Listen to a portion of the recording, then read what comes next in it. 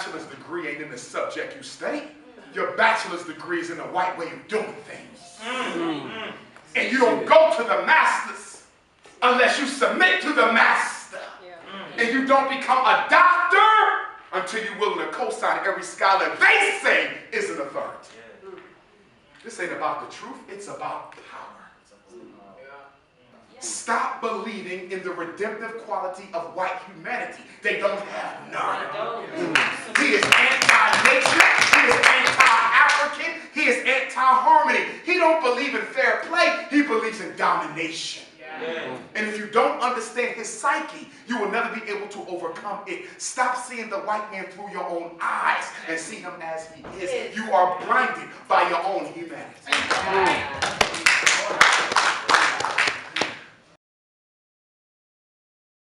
When the bower puts the bower first, we don't understand because we don't put ourselves first.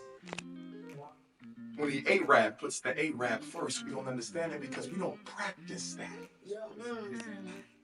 In our community, being Christian is more important than being African. In our community, being a Muslim is more important than being an Arab. I was raised Muslim. Philadelphia, Pennsylvania, which has more African-American Muslims than any city in America. But I had to separate myself because I'm going to Friday prayer with all these black men, and all they want to do is study Arabic and go not to Africa, fly over Africa and go to the Middle East and let an Arab teach you how to build a relationship with God. That's like something wrong with this. I can't raise my two little girls in this. Because this ain't nothing but Arab supremacy disguised as a religion. If you can't see divinity in yourself, you better damn sure not see it elsewhere. It must be in you first, or it can be nowhere else. Africology, the study of the science of being an African, not the knowledge. See, this is where we get messed up, because we'll study the knowledge and say, I've been to Kemet, I've been to temples, but that's just the information. Have you mastered the science of how they built Kemet? Because I don't need to know that you know the names and the dates. I want to know if you know the science that created it. Because only if you know the science can you build it again. Marcus Garvey said we have to be what? Scientists par excellence.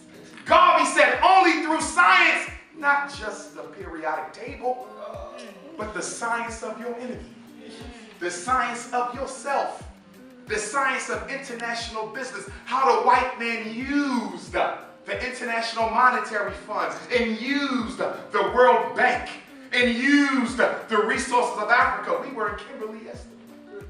Saw the big old Cecil John Rhodes come in and murder millions, and he's a hero. But this is white folks' second rule of racism. Not only do white folks not share power, they're only interested in the truth if the truth does not undermine their power. So this is why you say Columbus didn't discover America, but they still have a Columbus Day. Jesus ain't white, but they still have him as white because it ain't about truth. It's about power. And since white supremacy is a lie anyway, if white supremacy is a lie anyway, why would you be concerned with the truth? Because a pedagogy of truth will expose your whole doctrine to be a falsehood. They can't afford that. White folks don't care about no truth, which is why there's no such thing as science in the white world. You get very little science in the white world. Why do I say that? Because in a world based on money and power, the truth can be paid for to be whatever you want it to be. This is why at the Durban Institute of Technology, what they say in your classes? You say, well, you know, Africans were the first people on earth. Right? That's a fact. But they're going to pick up a book and they're going to say, well, we've done some studies.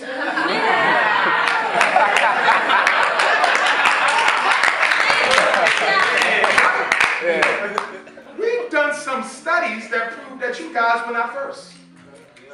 This is what they do. So they do what? Control what truth is by defining it as that which comes from the university in the form of scholarship. In every term paper you do at Durbin Institute, what do you have to do? Not get black authors. You got to go to the library and find white folks who agree with the premise of your paper. And if you don't find enough white folks to corroborate a black argument, you can't do the paper. Even at Steve Biko's case.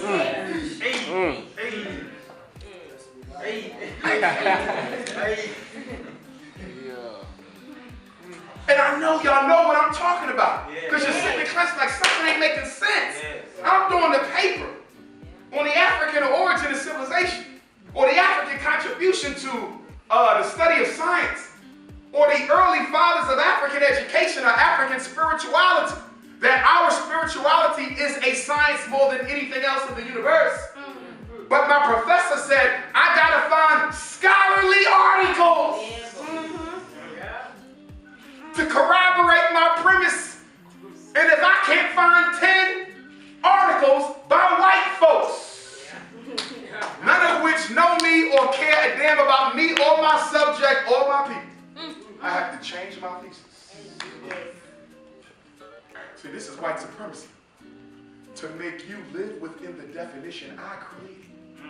Because power is the ability to define reality and make the victims accept it as their own.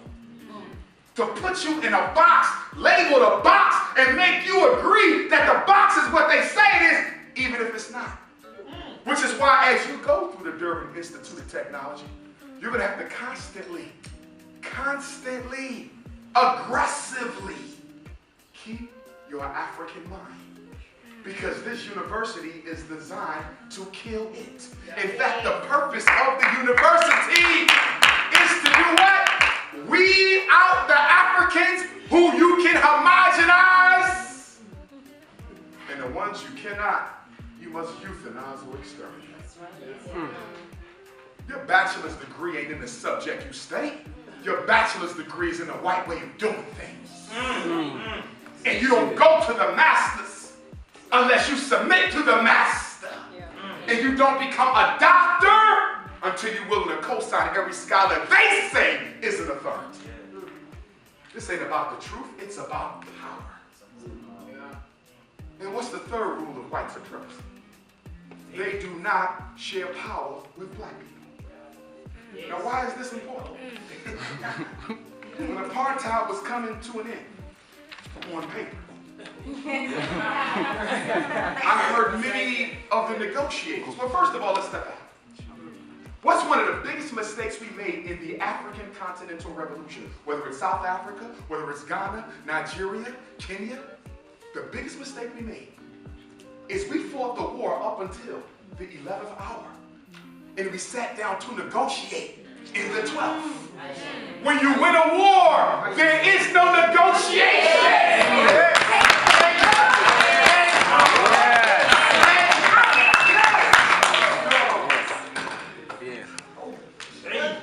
War is total victory or defeat. If you're negotiating, you're admitting you did not win. Yes. And the sad thing about it, in most cases, they negotiated the terms not with the freedom fighters, but with the puppets they replaced after they killed one prisoner. Yes. Chris Hani was assassinated because he didn't go along with the deal. Yes. Bootway was in prison because he didn't go along with the deal. This is the reality. All that fight, all those people who died, not just in Tanzania, but Ghana, Nigeria, and now we got to do it all over again because we stopped short of total victory. And why did we stop short? Because we believe in the redemptive quality of white supremacy, even though there is none. Stop believing in the redemptive quality of white humanity. They don't have none. He is anti-nature. He is anti-African. He is anti-harmony. He don't believe in fair play. He believes in domination. And if you don't understand his psyche, you will never be able to overcome it. Stop seeing the white man through your own eyes and see him as he is. You are blinded by your own humanity. As I begin to wind and take some questions. If white supremacy don't share power, how can you have a multiracial government? I'm going to ask the question again. If one of the fundamental rules of white supremacy is that they do not share power, how can you have a multiracial government? Hey.